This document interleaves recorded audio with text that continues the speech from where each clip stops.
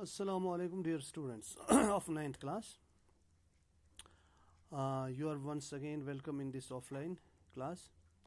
So कल हमने start किया था ये story the Tempest written by William Shakespeare. तो आज हम इसका जो है दूसरा पार्ट, कल मैंने आपके लिए पढ़ा था पहला हिस्सा इसका, तो इसका दूसरा भी हिस्सा है जो आप खुद पढ़ेंगे. तो आज मैं इसकी समरी दूंगा, इसका जो है मेन ये थीम और समरी वगैरह. तो पहले इंग्लिश में और फिर उर्दू में, ताकि आपको ये समझ आए, और उसके बाद हम इसकी ये एक्सरसाइज करेंगे. तो क्या है इस कहानी में, क्या है ये, मैं आपको इसकी समरी थोड़ा सा बता दूं. Prospero was the Duke of Milan. He spent all his time in the study of magic. So he left the state affairs to the care of his brother Antonio. After some time, Antonio grew greedy for power. He joined the king of Naples and plotted against Prospero. One dark night, Prospero was forced out of his palace. He and his little daughter Miranda were put in an old ship.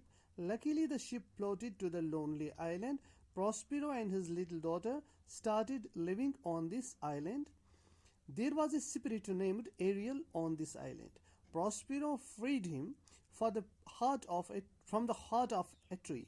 So Ariel became Prospero's servant. He carried out all his orders. 12 years passed in this way. Once Antonio came sailing in a ship near this island. The king of Naples and his son were also with him. The name of the king's son was Ferdinand. Prospero ordered Ariel to raise a storm in the sea. Ariel obeyed his master's command.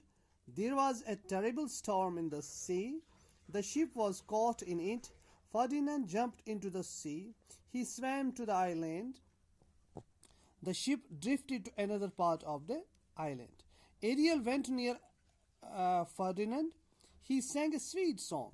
Ferdinand followed the sweet sound of Ariel's song. He led Ferdinand to a place where Miranda was sitting.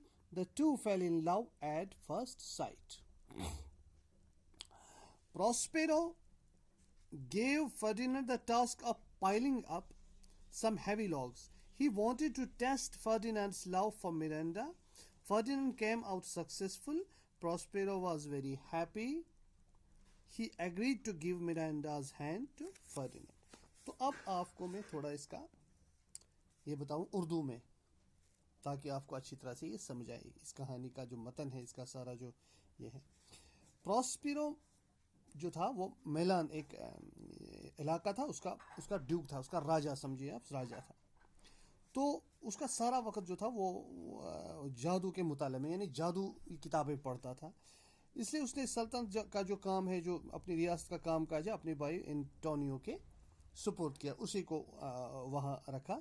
यानी सारे काम अब हुकूमत के वही करता था. तो खुद जो था प्रॉस्पेरो, वो अपने आप को मसरूफ़ रखता था पढ़ाई में, इसी किताबें पढ़ने का या ज़्यादातर जादुई इल्म पढ़ने का उसको ही था.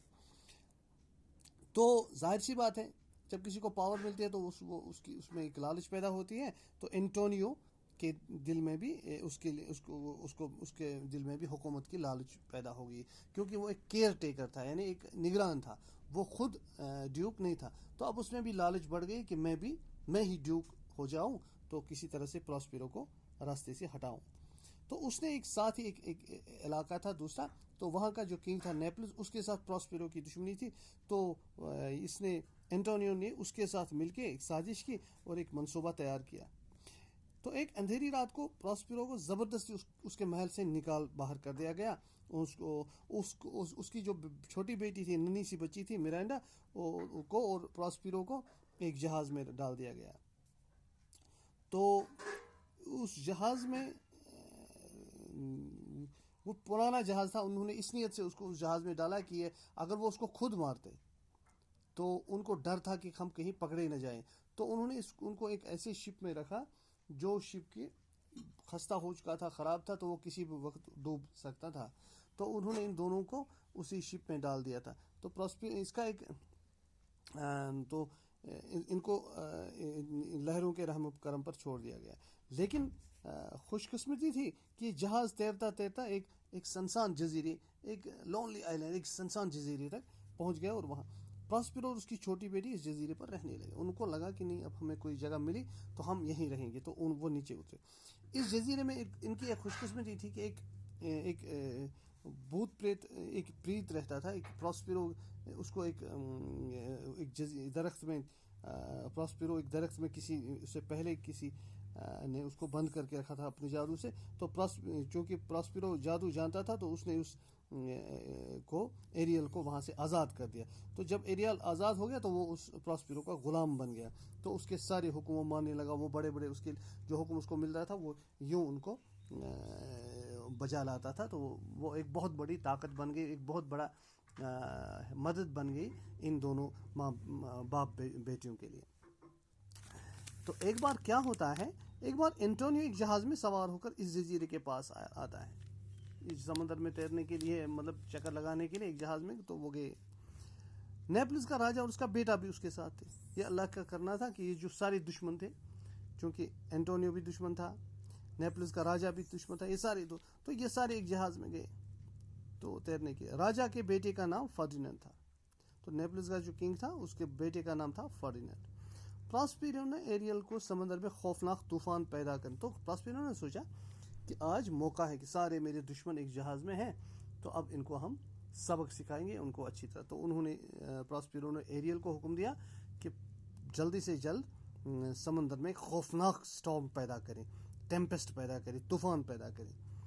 جہاز تو پراسپیرو نے حکم کے مطابق ایسا کیا. تو جہاز اس طوفان کی لپیٹ میں آ گیا, گر گیا. تو فرڈیننڈ نے جب طوفان یہ بڑھ گیا, جہاز ہچکولے کھانے لگا, تو فرڈیننڈ نے چھلانگ لگائی کس میں, سمندر میں, اور وہ تیرتے تیرتے جزیرے تک پہنچ گیا. تو جہاز جو تھا وہ بھٹکتا ہوا جزیرے کے دوسرے کنارے پر جا رہا, یعنی فرڈیننڈ ایک طرف سے, جہاز دوسری طرف سے. تو ایریل فرڈیننڈ کے پاس چلا گیا, وہ میٹھے میٹھے گیت گانے لگا. تو جب اس نے گیت سنے فرڈیننڈ نے, تو وہ پیچھے پیچھے آیا ایریل کے. تو اسی طرح ایریل فرڈیننڈ کو اس جگہ پر لے گیا جہاں مرانڈا بیٹھی ہوئی تھی. وہ دونوں پہلے ہی نظر میں ایک دوسرے سے پیار کرنے. تو جب انہوں نے ایک دوسرے کو دیکھا, چونکہ جو مرانڈا تھی اس نے چونکہ بچپن میں نکلی, تو اس نے انسان نہیں دیکھا. ایک کیلیبن جو ان کا نوکر تھا اس کو دیکھا تھا, وہ بھی بدصورت جیسا لگتا. تو اس نے پہلی بار ایک انسان شکل میں کسی کو دیکھا, اچھا, تو وہ اس کے ساتھ پیار میں پڑ گئے. اس کے ساتھ پیار ہو گیا. تو مرینڈا کو فرڈیننڈ کے ساتھ پہلی ہی نظر میں پیار ہو گیا. تو پھر اس کے بعد پراسپیرو نے فرڈیننڈ کو لکڑی کے کچھ بھاری لٹھوں کو ڈیروں میں لگانے کا کام دیا. کیونکہ پراسپیرو اب جب اس نے دیکھا کہ اس کی بیٹی فرڈیننڈ کے ساتھ پیار کرنے لگی, تو اس نے سوچا کہ نہیں, اس کا ٹیسٹ لینا چاہیے, اس کا امتحان لینا چاہیے کہ یہ میری بیٹی کے قابل ہے بھی یا نہیں. تو اس نے اس کو کچھ لکڑی کے لٹھے اٹھانے کا کام دیا. تو فرڈیننڈ اس میں کامیاب ہو گیا.